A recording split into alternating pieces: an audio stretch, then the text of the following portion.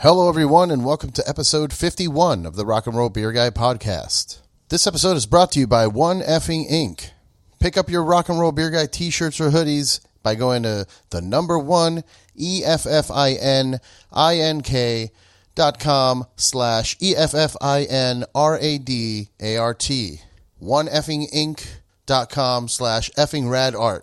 In this episode, I talked to Jeff Irwin of the band Willhaven. We talk a lot about music and his career with the band Willhaven, their new record called Muerte that's coming out in March, along with some new tour dates, and he shares some cool stories about touring with the Deftones and Slipknot. I had a great time talking to him, and I hope you guys enjoy. Don't forget to like, share, and subscribe. Cheers.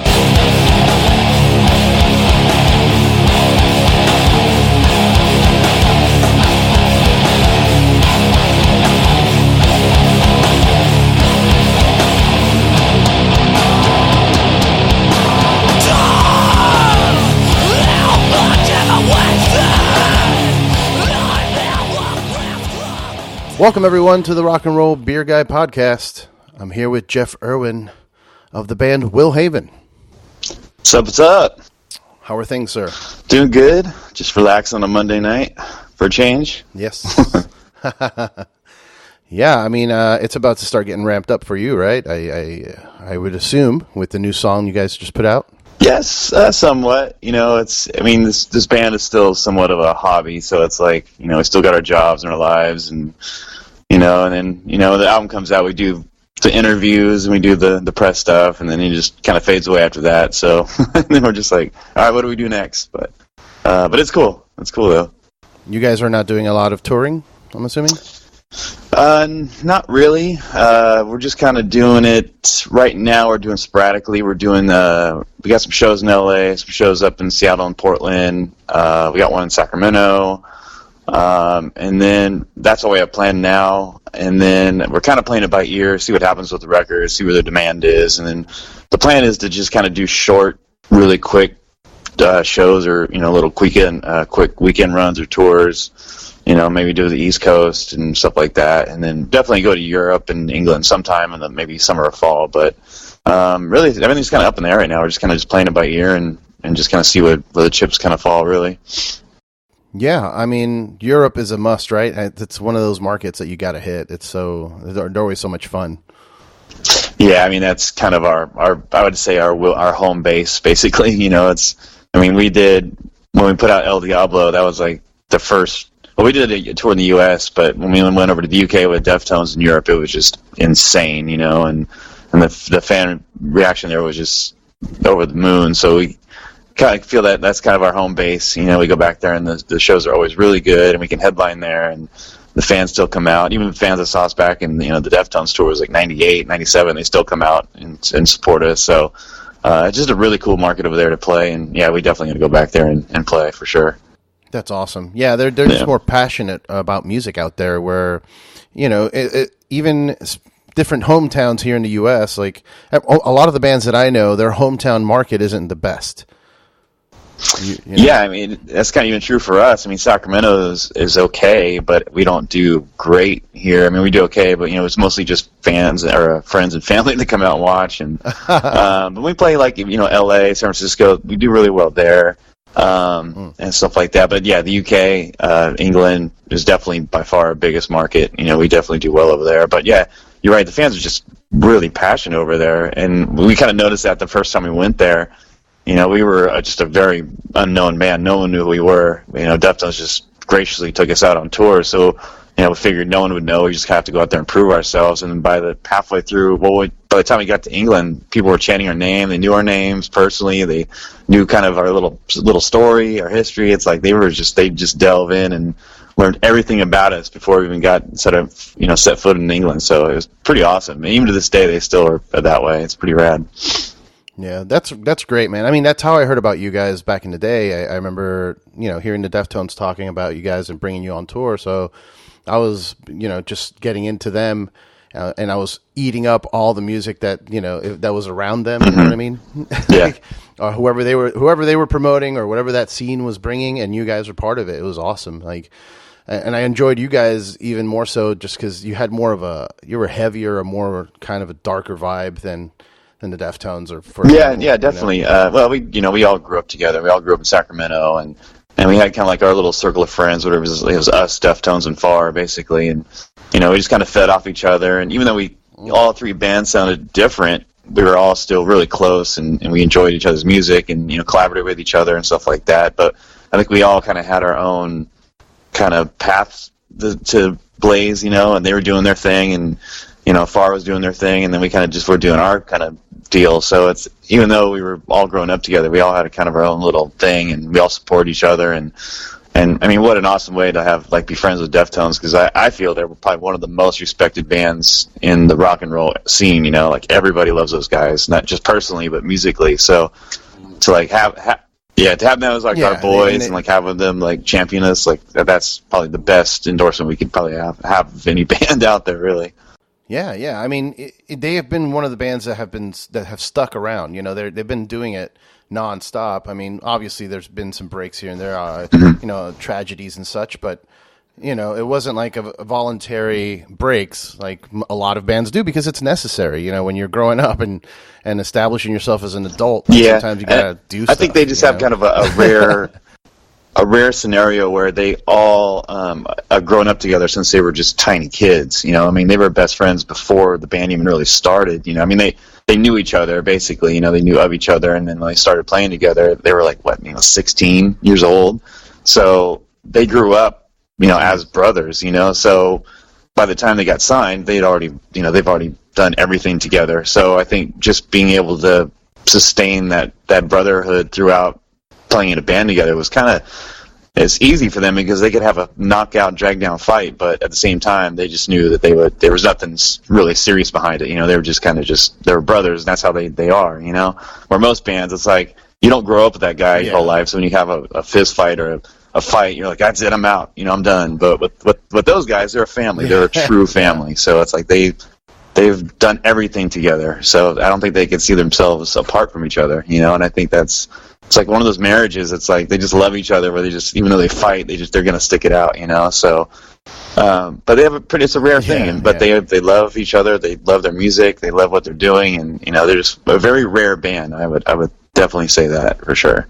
Yeah, you guys as well. And I mean, like you were mentioning, it was kind of like a group between Deftones, you guys, and Far, and you guys all stuck together. And even so today, like your new song that you guys just put out has guest guitars by Steph. And we've always. Well, it's funny because like like I said, we grew up together, and Deftones were, kind of playing around locally, and I was playing drums at the time, just for fun. And so me and Sean from Far and Stefan kind of started a band called Flower, and it was just basically just a metal band, just straight, I mean, it sounded like kind of Corrosion Conformity, just more riffs and stuff, and we just fooled around with that, and that's kind of where the idea of Sock came from, that me and Sean started before Willhaven. So, I mean, this goes back a long time, and then we were writing the new record, I've always thought it'd be fun to do a song with Stefan again, and so I just called him up, said, hey man, would you want to do something on the new Willhaven record? He's like, yep, I'm down. So that's all it was. And then, then he sent me the song, and we went from there. But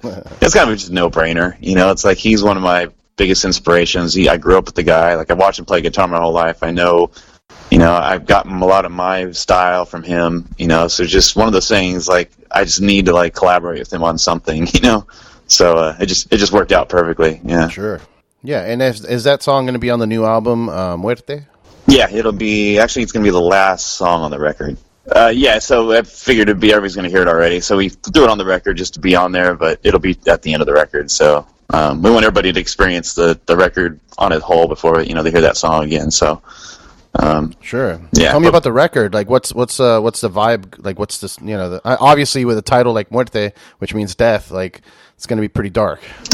Well, initially it came from when this whole record just kind of came out of just an accident, really. I mean, we had kind of gone our own way, and everybody was doing their own thing, and me and Adrian, the bass player, and the drummer, Mitch, we're still practicing and fooling around with ideas and other bands and stuff. And so we had written a bunch of songs just on our own with not Willhaven in mind. And then somehow a label came to us and said, "What's Will Haven doing these days?" And I go, "We're not doing anything." And I said, "Well, if you guys do something, we're interested." And that kind of popped the idea in my head, like, maybe we should do something again if people really care, you know.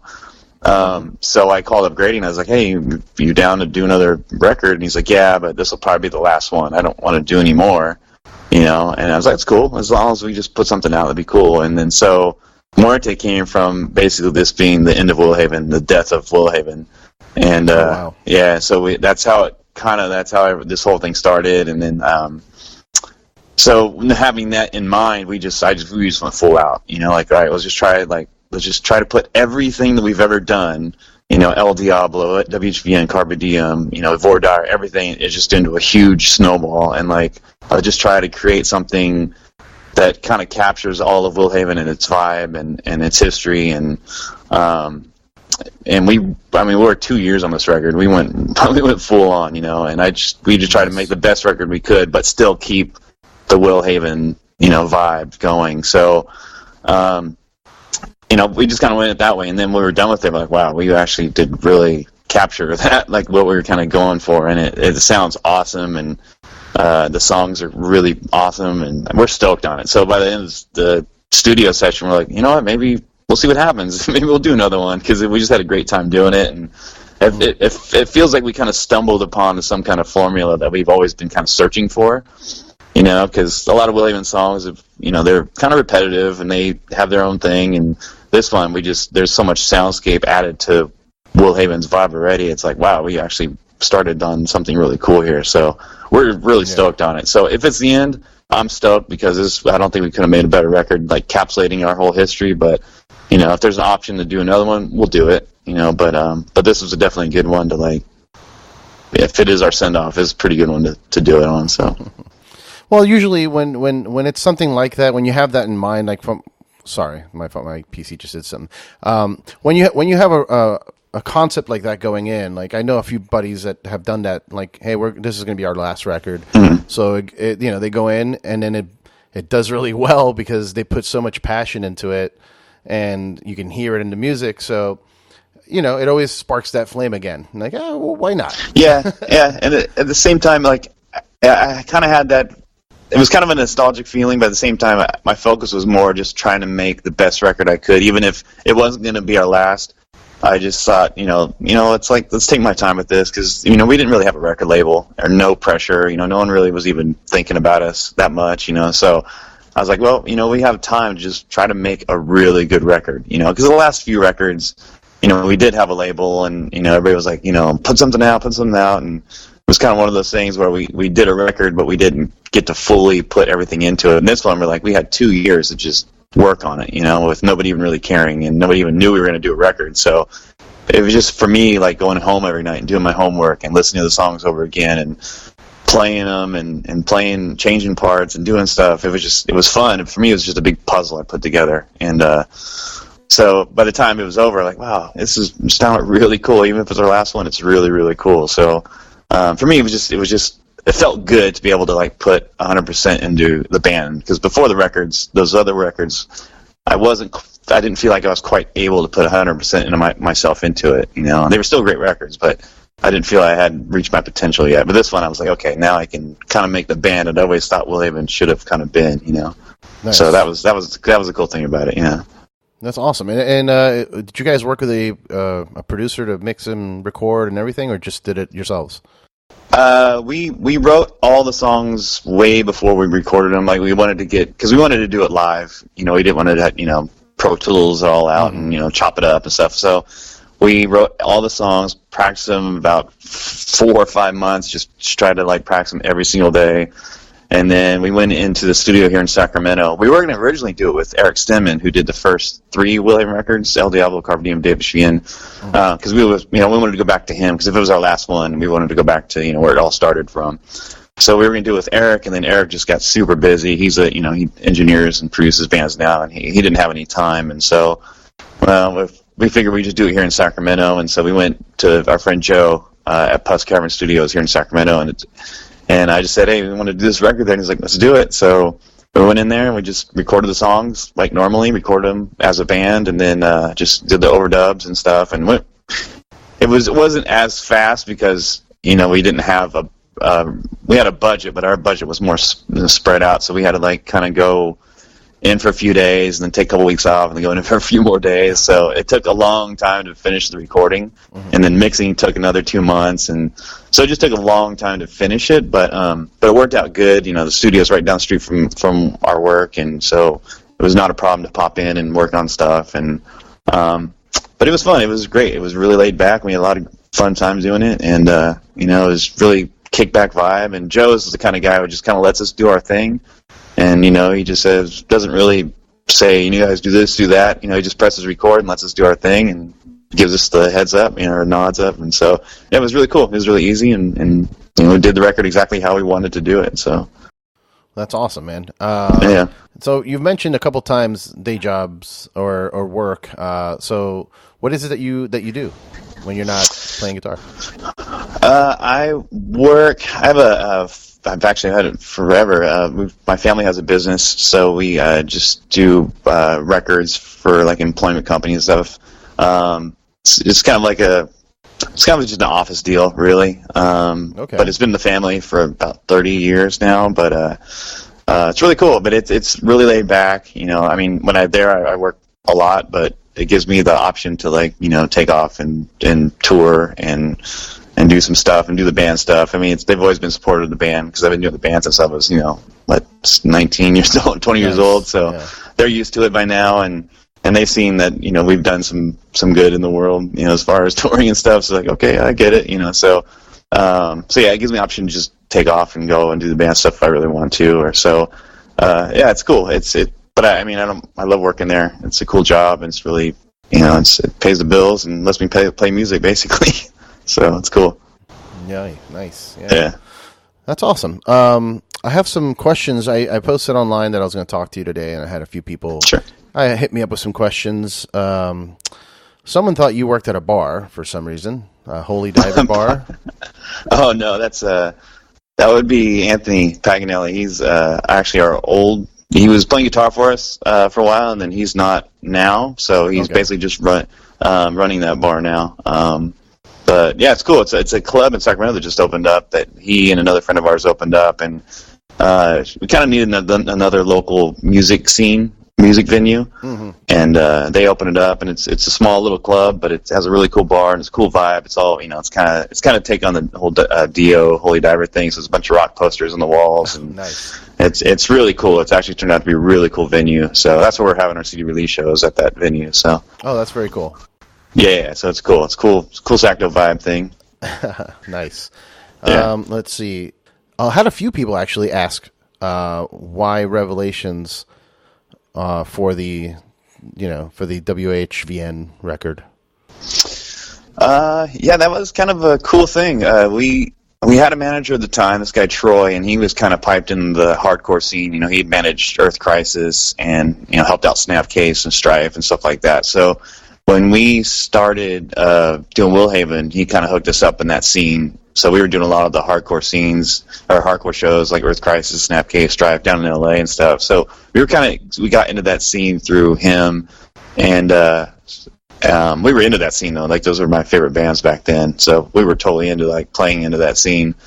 And Revelation happened to be at one of the shows we played at down in Southern California. And one of the guys, this guy Rob, approached Troy and said, "What's Willhaven doing? What are they doing? For a label?" And he's all nothing. So the next day I got a call from Rob and said, Revelation's interested in you guys. If you guys want to do something, heck yeah, because at the time Revelation and Victory were the two biggest kind of independent hardcore labels around, and I was a huge fan of Revelation, so I was stoked. I felt we had made it. That was kind of like our Warner Brothers at the time. We're like, yes, now we're with Quicksand and Youth of Today and all these awesome bands, and I was like, yeah, this is definitely a home for us. So, and they were really cool, and I still talk to Jordan, the owner of Revelation, often, and really cool family over there, and they're still going at it, which is really cool. So, yeah, it was an honor for me. It's kind of when I look back, I'm like, God, we were on Revelation. That was pretty cool. That was pretty cool to say we were on that label. So nice. All right. Yeah.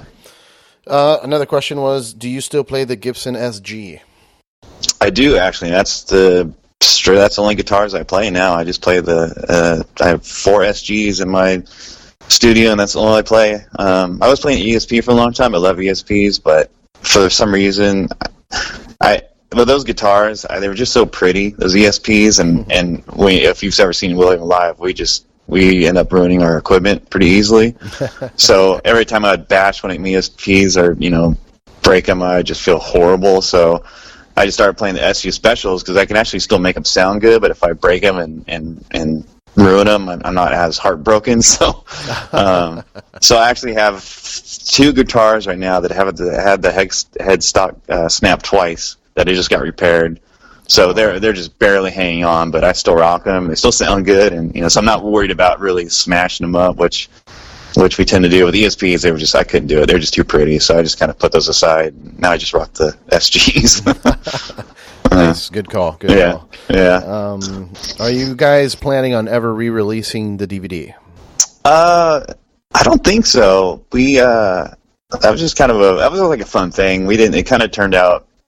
It turned out cool, but it's not what we envisioned at the beginning of it, and so we weren't even going to put it out. But Music for Nations had told us that they could get a distro for it, so we ended up putting it out. And it's cool. It's just cool what it is. It's just one of those little kind of hidden gems. If you can find it, it's cool.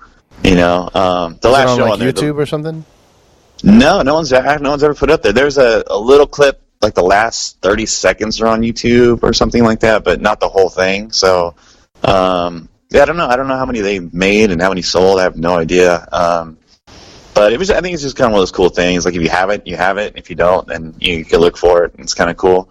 It gives you an adventure, treasure hunts. Totally, yeah. And I don't want, it's kind of one of those things. It's like, oh, well, they put a DVD. I didn't know that, So. No, it's going to be what it is whenever we re-release it. We were talking about maybe doing like a newer one, not so chaotic, a little more with maybe some interviews with the guys and stuff, and maybe kind of base it more on the new record that just come out. So we were talking about doing that, but we'll see. But yeah, the DVD probably won't be re-released, I'm sure. All right. What's your thoughts on heavy music right now? Like what's considered heavy music, or what's on everybody's Spotify Discover lists, Yeah, I don't know. God, for me, it's heavy music. For me is I don't know where it's at anymore. Like growing up, starting Willhaven, like heavy music was like my life. It's like there were so many options and so many bands and so many influences, and I don't know. Maybe I'm older now and I just don't have that same outlet that I had back then because all my friends were into it too. But now, my friends are all kind of spread out, and I do different things, and I have different hobbies. So I have different friends, and they listen to different stuff than I do, and so it's a little different time. But music for me, it's like I have these influences. I just kind of go back to them. The bands that I love, I truly love. So for me, it's like I just go back to like Neurosis and like even Bad Brain's not really heavy, but they're one of my big influences. And, yeah. But as far as heavy music now, I don't know. But it's funny because you still see like the guys that I grew up listening to, they're still kind of doing it. They're still Neurosis, still playing. Max is still doing Soulfly and Sepultura stuff, and it's pretty cool to see. But yeah. as far as younger bands, I'm so out of the loop on the younger bands. I do like Code Orange. I think they're doing some cool stuff. I don't know where they're going to go with their music, because they have so many doors they can go through. Yeah. But I thought their last record was really cool, and I thought it was kind of refreshing, because me growing up, it was all about riffs, like our first band, Sock, with Sean was all riffs, and it was kind of similar to Code Orange, where it was just, that just chuggy riff stuff with a lot of groove. And so when Code Orange came out, I was like, oh, this is cool. This kind of takes me back to my roots, Yeah. So, I still I like stuff like that. I know a lot of people are into the gent kind of era stuff, and I never got into it. I love Meshuggah. I think Meshuggah is phenomenal, but other than that, I didn't go outside that circle. That was kind of like as far as I went with it, Yeah. But yeah, I'm kind of just at a loss right now. But I love like Yob and Meshuggah and stuff like that. But I'm all over the board. Like heavy music is just 1% of my musical taste. Like my favorite bands are like Pink Floyd, Jane's Addiction, Depeche Mode, stuff like that. Those are my favorite bands. So heavy music is a big part of me, but it's definitely not my full-on, love in life. Sure, yeah. I mean, I still have a strong passion for it, but it's definitely subsided a bit the older I get. I feel like I'm not as angry anymore. Yeah, it could be an age thing. Like, I feel like the old man now. It's like, oh, these young bands, I don't know, I don't get it. So it's like, I mean, there's probably some amazing bands out there, and people tell me all the time about them, but I just, I don't search as hard anymore as I used to. But yeah, it's like I still go back to my '90s bands. It's like it was like. Do you listen to anything so much weird, like eclectic? Like I'll throw on some Cuban jazz every once in a while just to mix things up. Yeah, like I said, I love everything. Like, I mean, I'll listen to classical, to some jazz, to Hum, to Pink Floyd. It's kind of whatever I'm in the mood for. But luckily, I love all different kinds of music. So it's like if a mood strikes me, I can find something that'll balance out my mood or what I'm feeling at the time. So that's what's kind of cool about having like a huge spectrum of musical taste. So, you can kind of just get that feeling from a certain band. You don't want to be mad all the time. You want to be chill. It's like, so I can find a band that makes me chill. And, if I'm cleaning the house, like if there's a band I can throw on and listen to it, or, even if it's like Motley Crue or Scorpions, I'm like stoked to hear that, it's like, so my music taste is all over the place, just kind of whatever mood I'm in, that's kind of what I throw on. But yeah, I pretty much like everything. I'm not a big country fan at all, though. I just never got into that, but yeah. But everything else, I'm cool with, really. There's I've never really been into country much either. I mean, there's a song or two here or there, but recently I've discovered Wheeler Walker Jr., who's a comedian, just doing country now, and they're all like super raunchy and lots of curse words and just pushing the envelope. But the music itself sounds legit. Like you hear it, you're like, yeah, that sounds like the country you would hear on TV.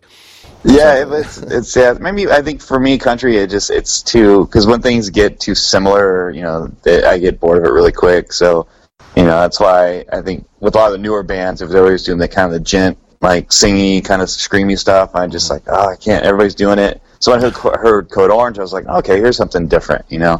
So if I'd heard a country band that maybe had done something completely different than everybody else, I've been like, I would check that out. It's kind of cool, So for me, it's like all about kind of breaking the mold a little bit, Take your influences, but like, just go crazy with it, See what you can do with it. Yeah. What's your go-to for music? Are you listening to vinyl records, or are you putting on YouTube or Spotify? Yeah, Spotify and YouTube for sure. I know it's like probably the worst thing to do, but for a musician is like I know it's bad for the musicians money wise, but as a consumer, it's a convenient product, and they do a decent job of putting new music in there for you to find out, to find.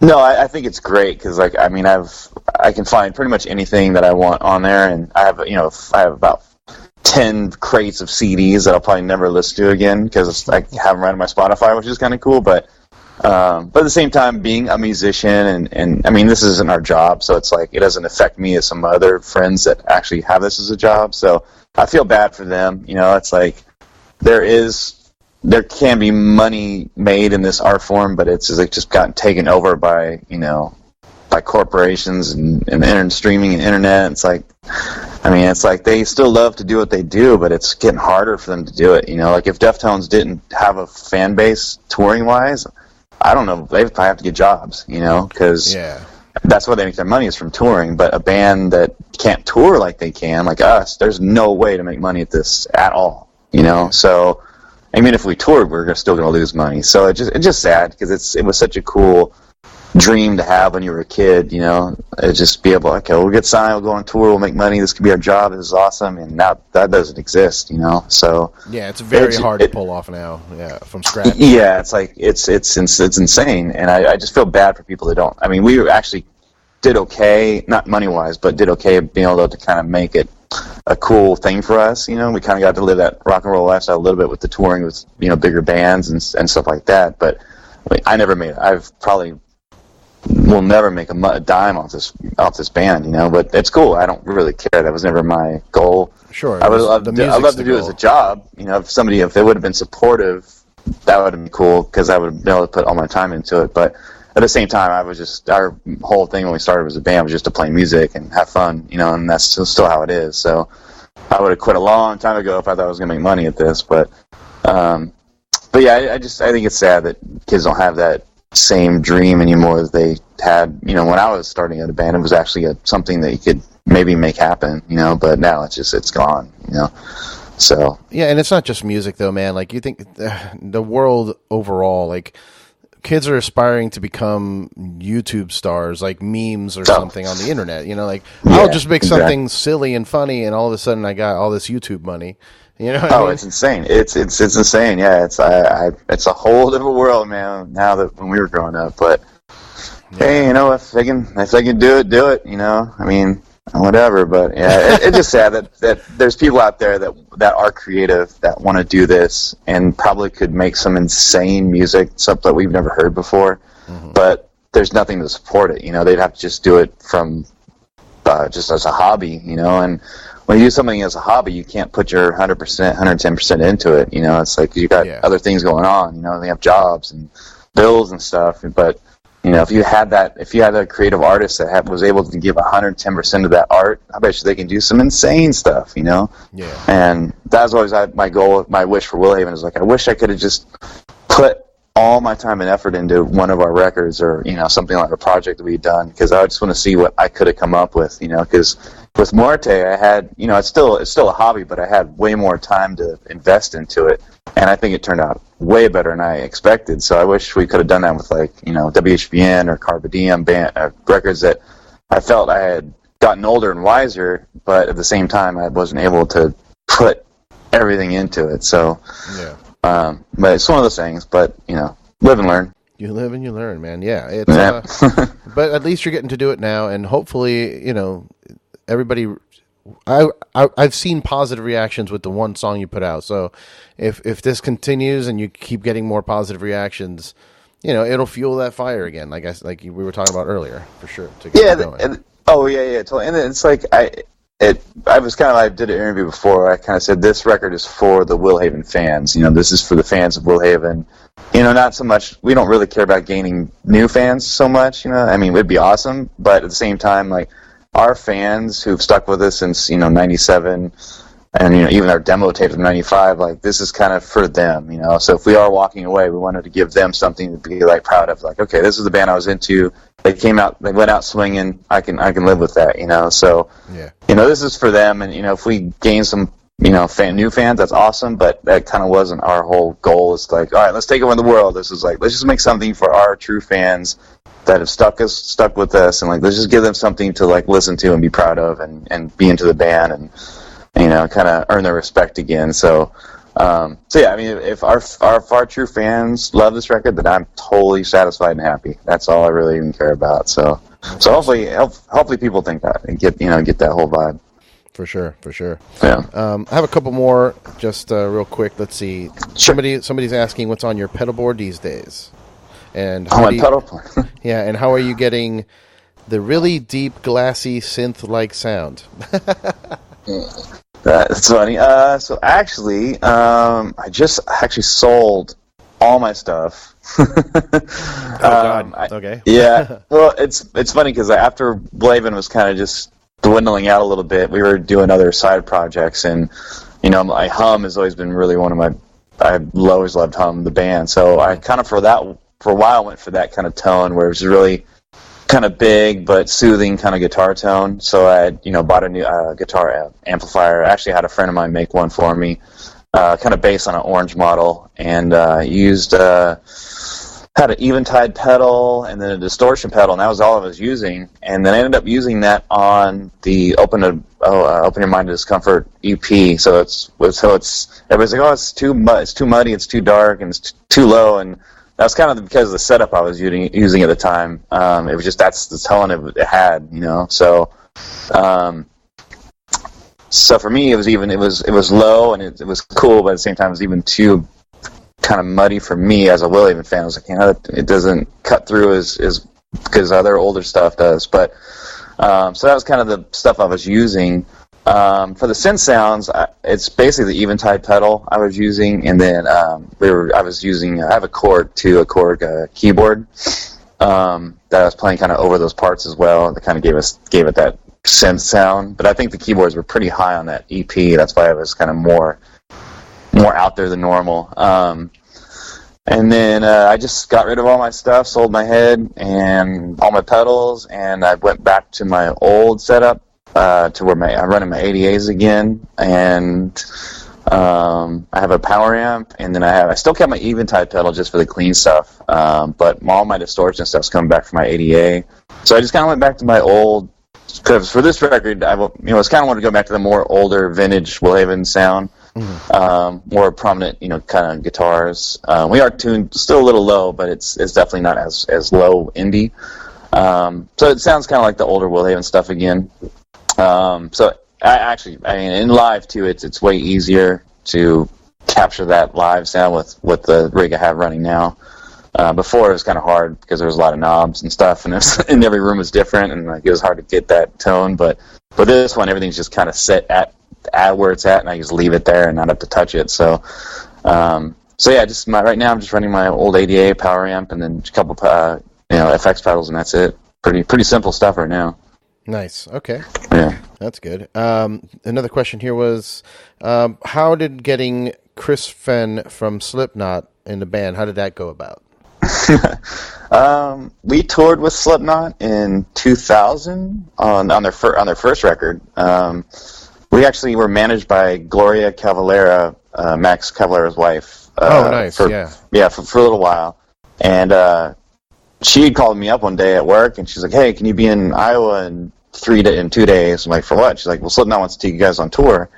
And I'm like, "Sure, I guess." And I knew who Slipknot was, but I didn't know the guys at all, So I was like kind of taken back, like, how do they know Willhaven? That's kind of weird, And, they weren't huge yet, but they were starting to get that buzz. The first record was out, and, they were starting to get that. They had just come off Ozfest, and so everybody kind of was all excited about them, and so I kind of knew them from that. So we missed the first show because we didn't have enough time to get our stuff together, so we missed the first show, ended up catching up with them in, St. Louis, I think, or something like that. And just from day one, totally hit it off with those guys. They were so cool. Clown came out to me, and Clown and Joey came out to me, and they're like, we've been ever since we got our first record out, we said we want to take Willhaven on tour with us. And I was like, how do you guys even know who we are? It's like, and I guess the funny story is that when we were on tour with Deftones in '97, we played in Omaha, Nebraska, and this venue probably held maybe 250 people at the most. Tiny little venue in Omaha, Nebraska, and Clown and Joey were at that show. This is before even Slipknot was even. I think they might have been jamming together, but they weren't really a band yet. And so Clown and Joey were at that show, and they just fell in love with Willhaven that night. And I don't think I even met him that night. I don't remember meeting him. And so we showed up in St. Louis, and Clown and Joey were like, "Yeah, we saw you guys in '97, open up for the Deftones," and we were totally blown away. And we even said, if we ever go on our own headlining tour, we want to take you guys out. So you guys are first on our list, and this is pretty rad, That's right. So it just kind of goes to show. It's like when you play a show, no matter who's there, if there's one person there or 300, play your ass off, because you never know who's going to be in the audience, And that's just how it turned out for us. It just happened to be these two guys from Slipknot were in the audience at the time. So we got on tour with them, and just became really good friends with those guys. They were just so cool to us, and just so. I don't know if anybody has met them, but they are probably the nicest guy besides Deftones, the nicest guys in a band you could ever meet. They're just so down to earth, so humble. They're not rock stars, they're just totally cool guys. And we're like that too, because we come from, the whole Deftones saying we're just totally down to earth, humble guys. Music is just a thing we do. We don't really, it's not our lives, And that's how they are. They kind of had that Sacramento mentality. We're just down to earth, cool guys. They're just having fun. And so we totally vibed from day one. And me and Chris just became really close on that tour. And then we just stayed in contact forever, ever since the tour. And then we always talked about doing something together, me and him, just music-wise, because Slipknot has a lot of downtime. They'll tour for 3 years, and then they'll take 3 years off, Yeah. So me and Chris was like, hey, I'm on my downtime, I want to do some music. Let's do it. And we just never got around to do it. And then Mike, our bass player, ended up leaving he moved to Austin, Texas. And so when we started writing a new record, I said to Chris, hey, man, do you play bass at all? And he's like, yeah, I could do it. So I was like, well, here you go, like, let's play bass and Wilhelm on the record. And he's like, let's do it. So he flew out here to Sacramento and lived with me for a little while, and we just worked on the record together, and then he ended up playing on Vordire. And we did one little tiny tour with him, and then we played a London show with him, and that was really about it. And then after that, Slipknot got back together, and they started doing their thing, and he had to kind of go do that. But it was fun. It was fun working with him, and like, he's my brother, like me and him are super close, and like, I feel like he's my brother, and so it was just fun to be with him and play music with him and just be around him, give him, because he lives in Iowa, or now he lives in Michigan, but it was cool to have an excuse to hang out with him a lot, because I don't get to see him a lot because he lives so far away, but so it was cool to spend a lot of time with him, and so it's kind of a good excuse for me to just spend time with him and hang out. But it was fun. It was really cool. That's awesome, man. That's a good experience to share. Yeah, it's kind of crazy story how it all came together, but yeah, it's cool. It's a small world. This rock and roll world is really small. It is, man. Like you mentioned, Gloria. I met her. I had a band for about 10 years, and we played out of Miami. And Soulfly came through town. They hit us up. They're like, "You guys want to open?" And then we like, sure, let's go. And that's where we met Gloria, and she was super nice. Oh yeah, Slipknot, Deftones, and this whole Soulfly camp, they are the sweetest people, and yeah, Gloria was like a mom to us, for a long time, and Soulfly, they took us out on what, four or five tours, like they just took such good care of us, and every time they go on the road, Gloria calling, "You guys want to go on tour with us?" I'm like, "Hell yeah, let's go," so, and Max has to his house and cook us dinner, and they're just so awesome people, I love that family so much, and I still talk to Gloria a lot, and just really cool people, and that's what I like about them is like they will reach out to bands and let them open up for them, just local bands and stuff like that, and that's really cool. They give people a chance to play on the stage with them. And Max is a god, Max Keller is a god. He was Sepultura, so just to be in his presence, you're like, oh my god, it's Max Keller, it's so awesome. But the great people though, great people. Yeah, it's cool to find.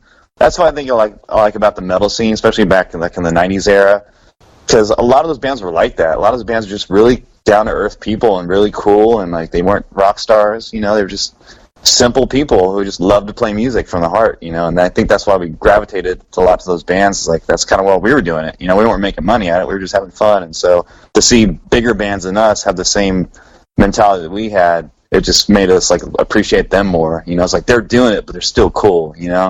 So I think that's kind of a miss about bands back then. They were just down. They were down for the music, and that's it. They don't care about any other crap. They were just wanted to play music. So it was a different vibe for sure back then.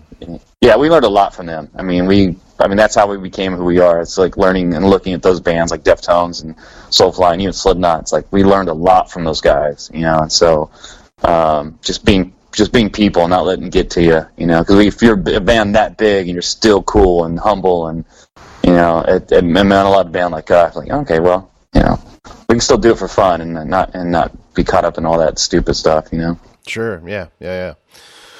So, what would be your dream lineup for a tour? If you could pick any band, what would be your dream tour package? It would be different. I think for musically, it would be I would love to do tours like Pink Floyd and maybe Radiohead and that'd be an interesting tour. Wilhelm and Radiohead. Yeah, Radiohead. Yeah, I would love especially Pink Floyd, something like that. I would just love to just watch them every night. I don't even care about playing. Just be outside the stage and watch them play. Something like that would be a dream tour, but as far as I think the most fun I'd have would be if we did a Slipknot, Deftones, Wilhelm, even a Soulfly tour. That'd be a blast. I think I'd have a blast on that tour. Nice. Just having all the family together, all the friends, and just going and playing around the world. That'd be fun for me. Cool. Yeah. Cool. And then finally, I have to ask you, because it is the RocknRoll Beer Guy show. Do you drink beer? Are you a beer drinker? I'm not. Okay. That's fine too. No, it's one of those things that's I guess, I like beer. I just never, it's funny because we started out, we were all straight edge for a long time. Mm-hmm. And so I think that kind of played a part in it, and then after we were kind of just over being straight edge, I just never never really got into the beer culture, you know.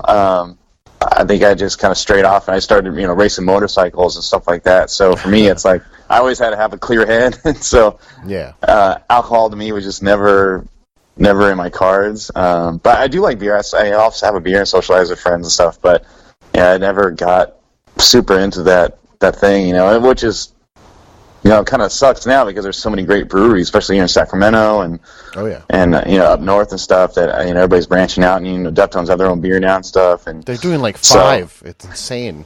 and they're good too. They're really good beers, and it's pretty cool. So I haven't really delved into that culture very much, but I enjoy it. But I'm not a very drunkard person.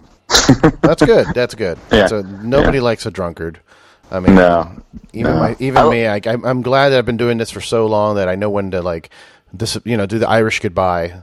You guys don't want to deal with this. Now I have a few friends that don't know when to say when, and oh my god, they are the biggest pain in the ass to deal with.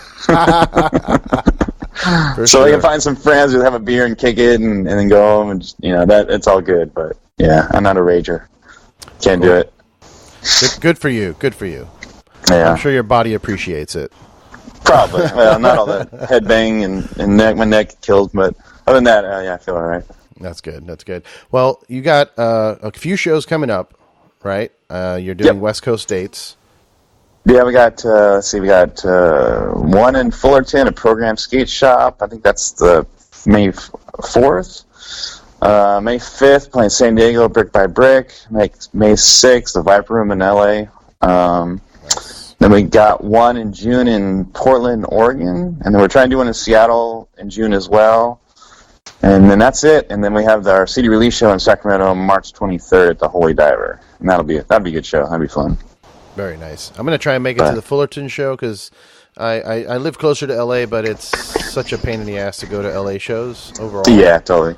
It's always industry folk, and it's crazy. I think I think that Florida show is gonna be a blast. We're playing at the program skate shop, and they've been doing like the more hardcore kind of shows there. I guess Strife just played there not that long ago, but I love that vibe where just you play on the floor, everybody stands around you, and then you just play, and everybody just goes off. And I like those shows way better because it takes us back to our old days when we used to do those shows all the time, So.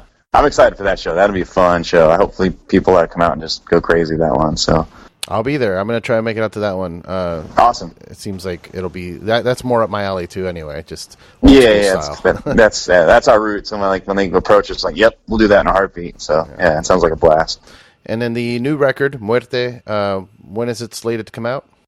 March 23rd. It's going to come out that same day we're playing the show. So I'm sure it'll be out. At midnight or whatever the day before, but it's coming out. We have digital. Everything's on Bandcamp, so if you type in Willie on Bandcamp, you can pre-order the CD or the digital pack. Or we do have, which is pretty cool.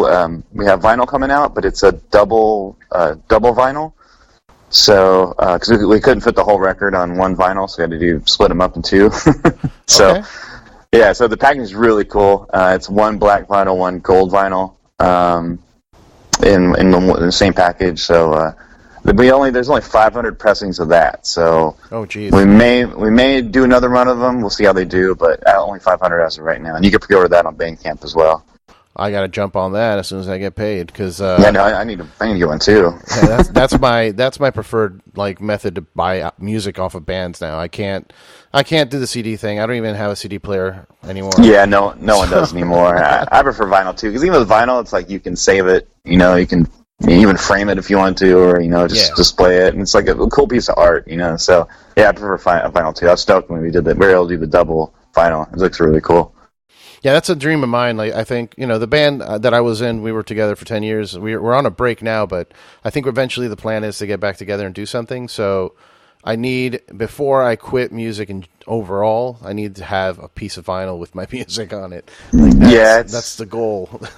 It's awesome. I mean, I still look at the El Diablo, WHV, and Carpe Diem vinyl. I'm like, this is pretty rad. It's like I have this big piece of vinyl I can hang it on my wall, and it's like it'll stay there forever. And they're colored too. They're the colored vinyls, which are pretty rare. So it's pretty cool to have a piece of history like that and look back on it. It's pretty rad. Hell yeah. All right. Well, thank you so much. I mean, everybody listening, look up Will Haven. If you haven't heard the band, I don't know why you listened to this episode, but check out the band. They're really awesome. I've been listening since, back Carpe Diem days. That's when I jumped on more or less with Carpe Diem, and then went back to El Diablo and all that. And it was, it's great music. Check it out. Thank you so much for taking some time to talk to me, man.